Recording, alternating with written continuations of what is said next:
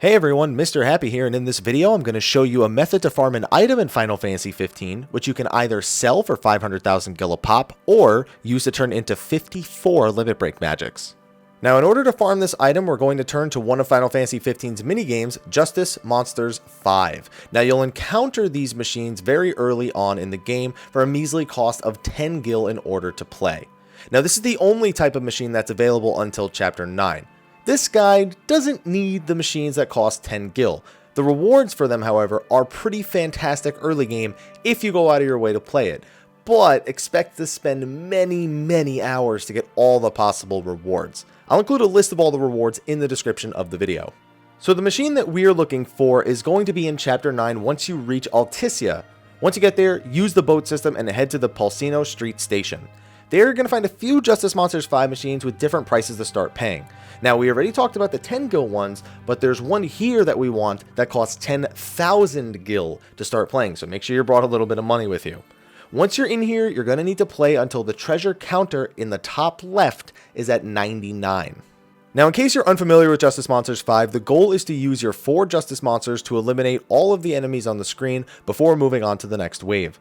After several waves, you'll be sent to the next stage, with the stage usually ending in a boss wave. To get familiar with all the terms before you start playing, be sure to hit the help button on the machine, which is L2 on the PS4. Now if you combo hits off enemies and bumpers, it raises the meter in the bottom middle of the screen. When it's full, slots are going to roll, which can reward you HP, bonus damage, tech points, bonus points, and of course, treasure. Rolling 2 treasure slots gives you 2 treasure, and rolling 3 treasure slots give you 5. Basically, you'll want to do your best to constantly bounce your monsters into the bumpers on screen to raise the meter as fast as possible. You can obtain up to 4 slots per stage, and it resets after every stage is fully complete. So your goal is to get to the 4 slots as quickly as possible, then destroy the rest of the stage and move on to the next one so you can do it again, and repeat. Personally, I find that the ones with the middle bumper are the slowest, so unless you've got a great deal of patience or you can reliably hit your ball against both the monsters and the bumper, I usually try to speed past these ones. It's not worth all the extra effort just to get a chance at the few treasure slots. All the other layouts are fairly reliable for just aiming your ball at the bumpers and getting full meter really fast. Just make sure not to get too careless and let your Justice Monsters die. Trust me, you don't want to have to start all over, since whether or not you get your treasures from the slot is completely RNG, and you may be here from anywhere from like 30 to 45 minutes to an hour and a half, so buckle in. Once you've completed getting 99 treasures, you can simply quit the Justice Monsters game and collect your prize. You don't need to finish whatever you were doing. If you're doing this on the other machines, you do get some nifty rewards like the Celestiads, but on the 10k machine, you receive the Wind Up Lord Vexxos toy.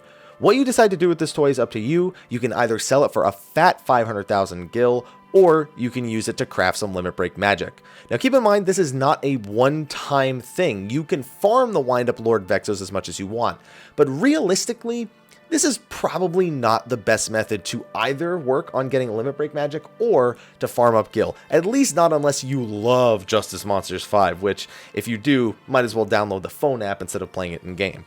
Now, if you do decide to use the Wind Up Lord Vexxos to craft limit break magic, a single toy makes over 50 spells. However, with only a single toy, the potency on these spells is not going to be anything to write home about. So if you really want to be effective with these, you're going to have to farm a few of them at least. And I definitely recommend having the Ascension grid points to have the plus 100 potency. It's just the only way to really make these things worth farming. But anyway, thank you for watching this video. Be sure to like, favorite, subscribe, and share. And be sure to stay tuned for all the latest Final Fantasy 15 news, guides, videos, whatever. Be on the lookout for them. Anyway, thank you for watching, and until next time, take care.